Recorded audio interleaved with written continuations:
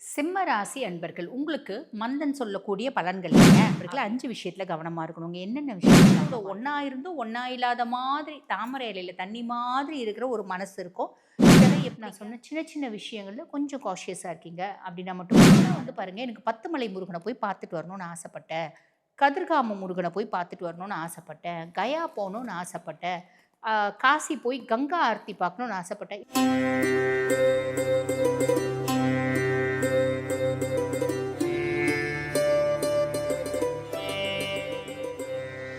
ஜோதிட யுகம் நேயர்களுக்கு வணக்கம். நான் டாக்டர் தீபா அர்லாலன். இன்னைக்கு நம்ம என்ன டாபிக் பற்றி டிஸ்கஸ் பண்ண போகிறோம் அப்படின்னா, பொதுவாக வந்து பாருங்கள், இந்த வருட பலன்கள் அப்படின்றது சொல்கிறாங்க இல்லையா, 2026 எப்படி இருக்கும், அதுக்கான பலன் என்ன, ஒவ்வொரு ராசிக்கும் என்னென்ன மாதிரி நல்லது நடக்கும், இப்படி பல விஷயம் நாங்கள் சொல்கிறது உண்டு.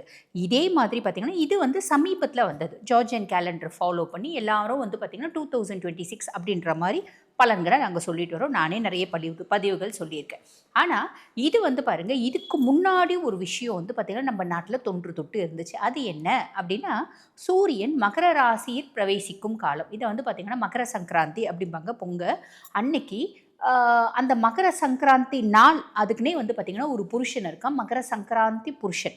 அந்த மகர சங்கராந்தி புருஷன் எந்த வாகனத்தில் வரான்? இந்த முறை வந்து பார்த்திங்கன்னா புலி வாகனத்தில் எழுந்தருளியிருக்கான். என்ன ஆயுதம் ஏந்தி வரான்? கொடை எடுத்துட்டு வரானா? என்ன ஆபரணங்கள் போட்டு வரான்?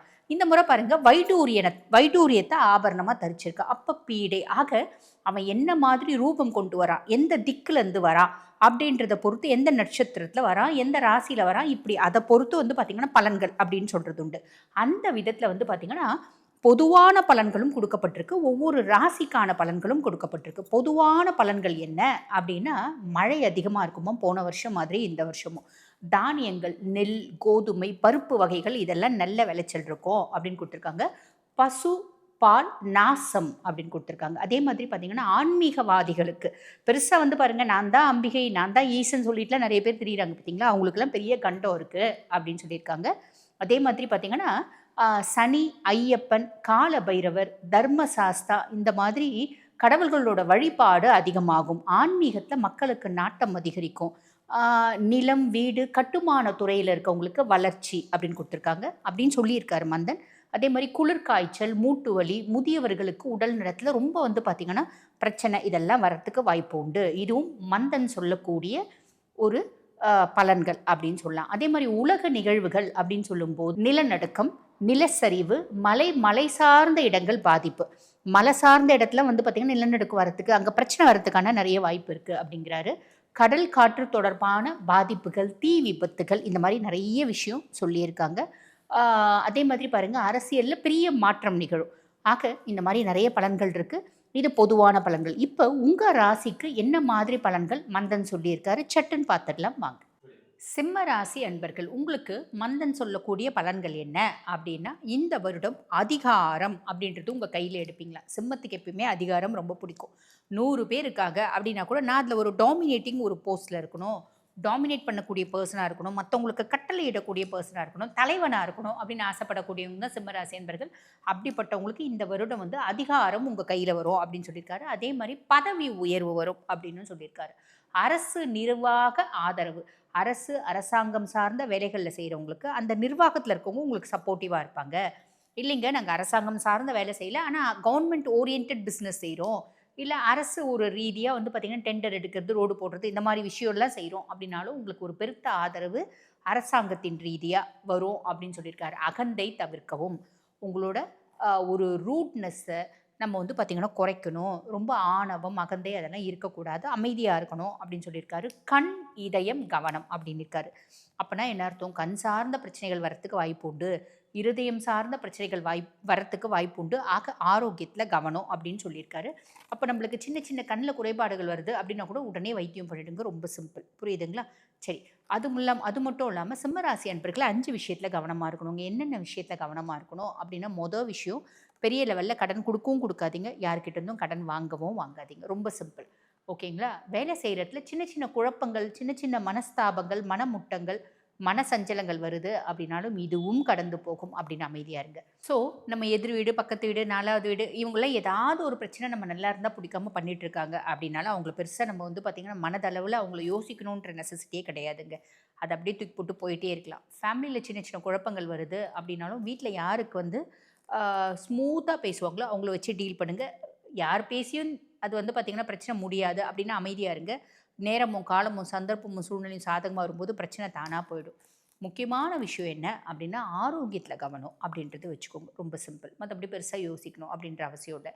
இப்போ சிம்மராசி அன்பர்கள் வந்து பாருங்கள், உங்களோட வாழ்க்கை துணை மூலிமா ஒரு பெருத்த அதிர்ஷ்டம் அப்படின்றது நிறைய பேருக்கு வரத்துக்கு வாய்ப்பு உண்டுங்க. வாழ்க்கை துணை மூலிமா பெருத்த அதிர்ஷ்டமும் வரத்துக்கு வாய்ப்பு உண்டு. வாழ்க்கை துணையினால் நம்ம மனசஞ்சலங்களை அனுபவிக்கிறதுக்கான வாய்ப்பு உண்டு. எப்படி மனசஞ்சலங்களை அனுபவிப்பீங்க அப்படின்னா, வாழ்க்கை துணை எந்த அளவுக்கு பேசுவாங்க அப்படின்னா, என்னோட அளவுக்கு அதிகமான திறமையோ, அளவுக்கு அதிகமான புத்திசாலித்தனமோ, என்னுடைய வசதியோ, என்னுடைய அறிவுக்கோ, என்னுடைய ஆற்றலுக்கோ நீ எந்த விதத்திலும் தகுதி இல்லை, நீ ரொம்ப டம்மி அப்படின்ற மாதிரி உங்களோட வாழ்க்கை துணை பேசுவாங்க. நீங்கள் சிம்மராசி ஆணாக இருந்தால் உங்கள் மனைவி பேசுவாங்க. நீங்கள் சிம்மராசி பெண்ணாக இருந்தால் உங்கள் கணவர் பேசுவார். என்ன பேசினாலும் சரி அப்படியே ஆகட்டும், ஆமோதிக்கிறேன் நான் அப்படின்ற மாதிரி அமைதியாக இருங்க. அதுங்களா பேசி அதுங்களா அடங்கிடும். பெருசாக நம்ம யோசிக்கணும் அப்படின்ற அவசியம் இல்லை. ஓகேங்களா? அதே மாதிரி பொதுவாக சிம்மம் நீங்கள் வந்து பாருங்கள், வெளியே போகிறது, ஒரு கூட்டத்துக்கு தலைமை தாங்கிறது, ஒரு ஃபங்க்ஷன்னா அதை வந்து எடுத்து நின்று நடத்துறது, இப்படிலாம் நிறைய விஷயம் உங்களுக்கு பிடிச்சாலும் இப்போ உங்களுக்கு எப்படி தோணும் அப்படின்னா, எனக்கு அதெல்லாம் பார்த்து பார்த்து சலிச்சு போச்சியா, நான் நிம்மதியாக இருக்கணும், தனியாக இருக்கணும், தியானம் பண்ணணும், சுவாமியை கும்பிடணும், இறை ஆற்றலை தேடணும், ஜீவ சமாதி போகணும், அங்கே சித்தர்களோட வழிபாடு பண்ணணும், அங்கே போய் தியானம் பண்ணணும். இப்படி மனசு முழுக்க வந்து பார்த்திங்கன்னா இறைநிலையை அடையணும் அப்படின்னு துடிக்கும். அது கண்ணுக்கு எட்டாத ஒரு விஷயத்த வந்து பார்த்திங்கன்னா தெரிஞ்சுக்கணும் அப்படின்னு தோணும். ரிசர்ச் பண்ணணும்னு தோணும். இப்படி நிறைய விஷயங்கள் தோணும். இதெல்லாம் செய்யலாமா? தாராளமாக செய்யலாம். குடும்பத்தோட ஒன்றா இருந்தும் ஒன்றா இல்லாத மாதிரி தாமரை இலையில் தண்ணி மாதிரி இருக்கிற ஒரு மனசு இருக்கும். இதெல்லாம் எப்படிங்க? அதெல்லாம் நல்லது தான். நமக்குன்னு ஒரு ஸ்பேஸ் வேணும். அதே மாதிரி இறை ஆற்றலை நம்ம மனசு தேடுது அப்படின்னா நல்ல விஷயம் தானே, தாராளமாக செய்யுங்க. அதே மாதிரி பாருங்கள், நிறைய சிம்மராசி என்பர்கள் நீங்கள் என்ன தொழில் செய்கிறீங்க அப்படின்னாலும் அதை வந்து ரொம்ப டெடிக்கேட்டடாக ஹார்ட் ஒர்க் பண்ணுறீங்க அப்படின்னா அந்த தொழிலில் நல்ல லாபம் அப்படின்றது வரும். இதில் எந்த விதமான சந்தேகமும் இல்லை. புரியுதுங்களா?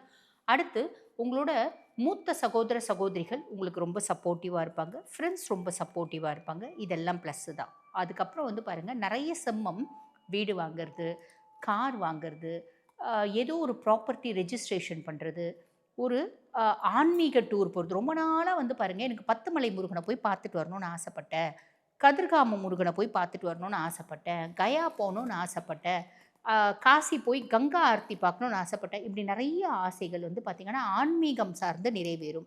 குலதெய்வம் நாங்கள் வந்து வெளிநாட்டில் இருக்கோங்க. குலதெய்வம் இந்தியாவில் ஒரு கிராமத்தில் இருக்காங்க.